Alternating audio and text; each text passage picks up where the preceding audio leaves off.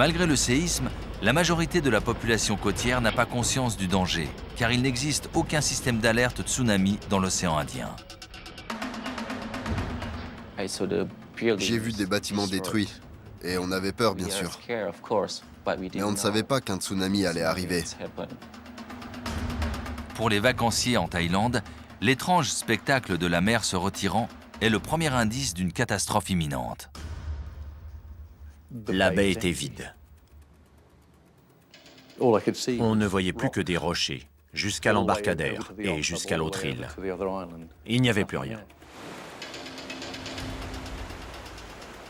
Le retrait spectaculaire de l'océan a été une des images les plus marquantes du tsunami de 2004. Toute la côte est restée exposée, et cette baisse de niveau était causée par les mouvements tectoniques en mer. Tandis qu'une partie de la plaque tectonique se soulevait, la partie la plus proche de la côte plongeait, et l'eau s'est précipitée pour combler ce vide. Voilà ce qui a causé le retrait de la mer. Si plus de personnes avaient réalisé que cela annonçait un tsunami, de nombreuses vies auraient pu être sauvées.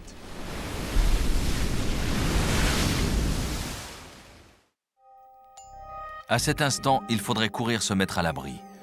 Au lieu de cela, l'étrange spectacle attire les curieux. C'était bizarre, mais c'était fascinant. Je crois que je suis sorti quelques instants devant la maison pour regarder, mais en réfléchissant, je me suis dit que quelque chose n'allait pas. Je ne savais pas quoi, mais je savais que ce n'était pas normal. La plupart des gens ne réalisent le danger que trop tard. Avec ma femme et ma belle-fille, on a discuté de ce qu'on allait faire.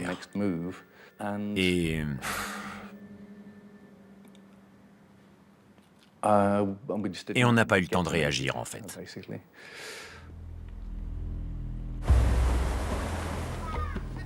À 8h15, le tsunami atteint la côte nord de Sumatra.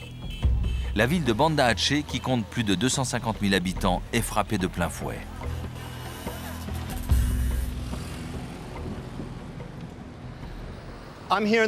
Je suis dans le centre de Banda Aceh, et c'est à ce coin de rue que les images les plus spectaculaires ont été filmées. Dans la rue derrière moi, la vague a été canalisée entre les bâtiments. Sur les images, on voit que l'avant du tsunami était assez lent et que les gens pouvaient se mettre à l'abri en marchant. Mais cette partie de la ville est très loin de l'océan et beaucoup de gens ne savaient pas quoi faire. À mesure que la profondeur du flot augmentait, sa vitesse augmentait également. Et le seul moyen d'y échapper, c'était de monter en hauteur. La personne qui a filmé ces images a grimpé ici.